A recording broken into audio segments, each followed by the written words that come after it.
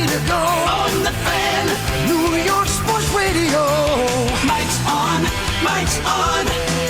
He'll get you the sports any way that he can. It's Mike Francesa on the Fan.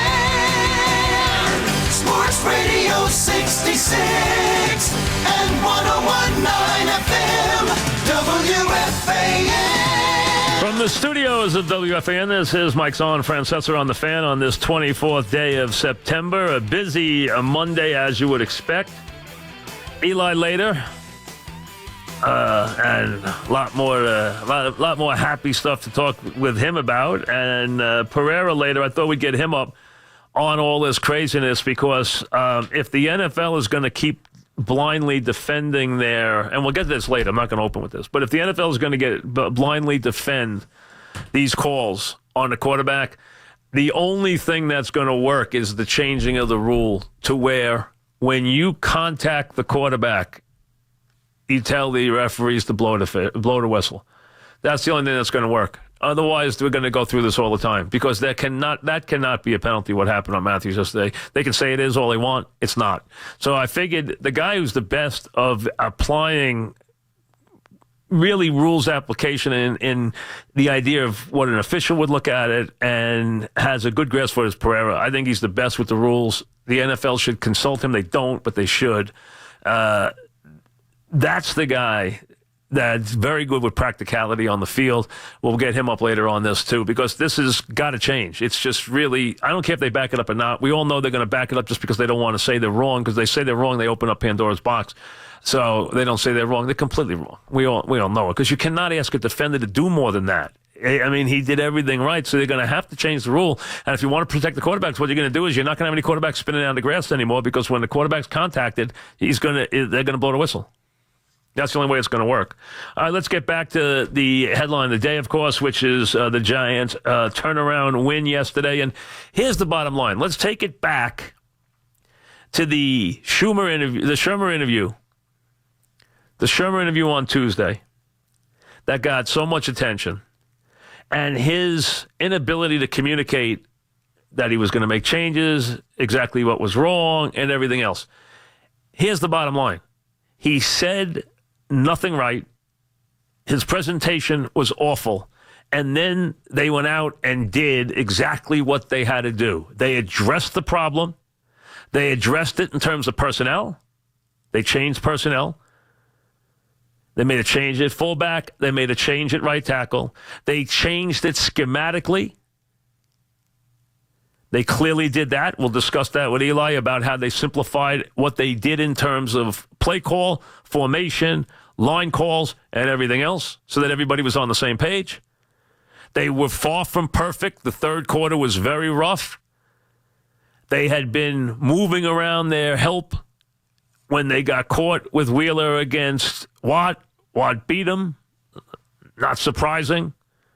So they got some clean sacks at times in the game. The Giants withstood that. Giants made some plays on defense. Wynn had a hell of a game for the Giants yesterday. Boy, he had a great game. And the Giants showed you what we were talking about here for 2 weeks, folks. If they could figure out a way to block it, and this was a team that they can pass rush. They don't do a lot of things well, but they right now, like protect their own quarterback, but they can pass rush. And yesterday, they did a good enough job opening holes, formationing themselves into where they move the pocket, so you're moving the target. Do enough little stuff with Eli. Move him, drag a tight end, naked, waggle, half roll. Do the little things that he can do and throw it on a run. And move guys around. Beckham in the slot. Move Barkley to the line of scrimmage. We talked about that Friday. We talked about it yesterday morning on the Sunday show. Move him around. Move Beckham around. Put Beckham in a place where he can operate.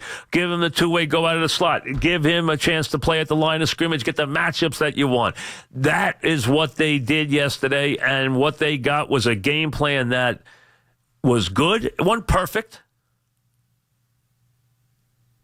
They still didn't break They still did not break the magic number. They didn't get 30. They could have. They had some mistakes. They had a couple of breakdowns. They had a lull in the third quarter. But when they needed to have a drive. And I'm saying watching the game, and I made sure yesterday I didn't divert my eyes for 1 second from that game. I didn't watch any other. I even stayed for most of the game in a place where I just watched the one game with the Giants. I didn't even watch the multiple games.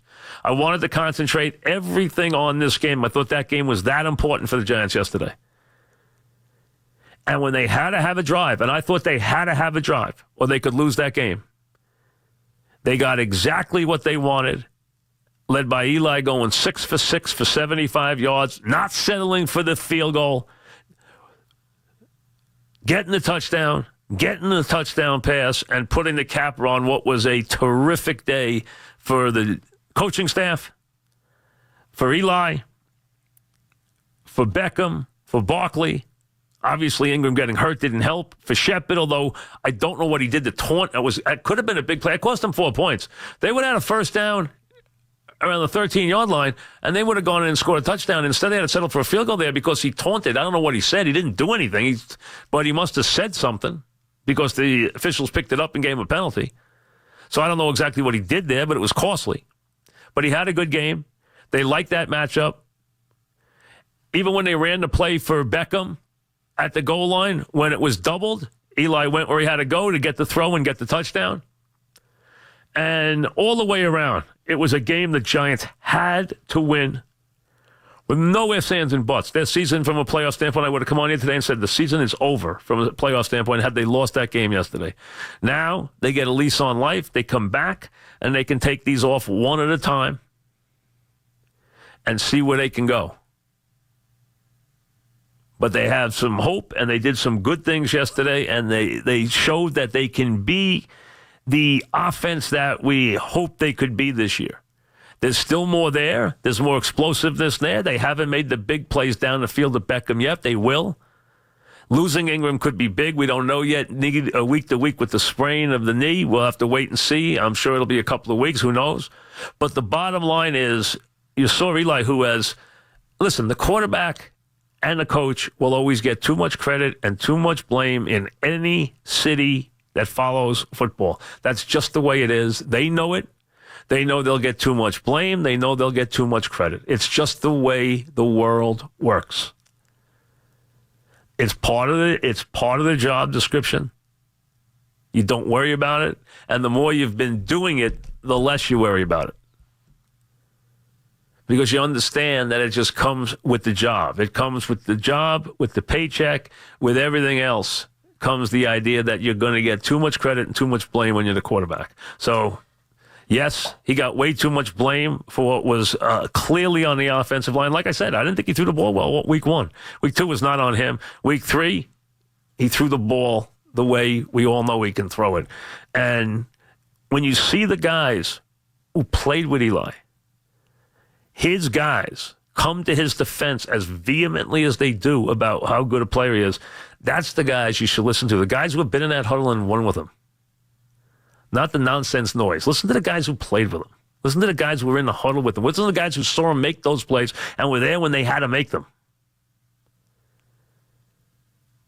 Is he immobile? Absolutely. Is he a guy who's going to run, who's going to feel pressure one way and run out of the pocket and beat somebody to the corner? No, that's not who he is. But there's no throw he can't make, and he can stand in there, and he can deliver the ball, and he can run that offense, and he did it all yesterday the way you like to see it. That looked like a football team yesterday. And on that last drive, it really looked like a football team. It looked like the football team you're waiting for. I thought they did some okay things on defense. I thought they did a couple of really good things on defense. They win at a sensational game. I thought they also made some bad plays in the third quarter on defense, into the fourth quarter on defense, but so be it.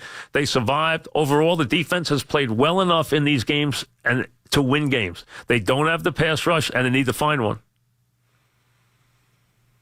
And I don't know when Vernon's coming back. Who knows? And it'd be nice if they could get Apple back, and nice if they could somehow get Vernon back. That would sure help. But the bottom line is the defense at times has done enough to chip in and make plays. The defense has not kept them from doing their job. They could be 2-1. We're not going to say 3-0. We could be 2-1 if the offense had cooperated no matter what the defense did. So I'm not on the defense right now. I know the pass rush has got to get better, especially fourth quarter pass rush when you have a lead, because that's what the game's about. If you have a lead, you got to be able to have a fourth quarter pass rush, or you cannot control things. And you're going to give up points, and you're going to give up games if you cannot get a fourth quarter pass rush. But yesterday was about whether or not, and this was it for me, it was with me all week, would they acknowledge the problem?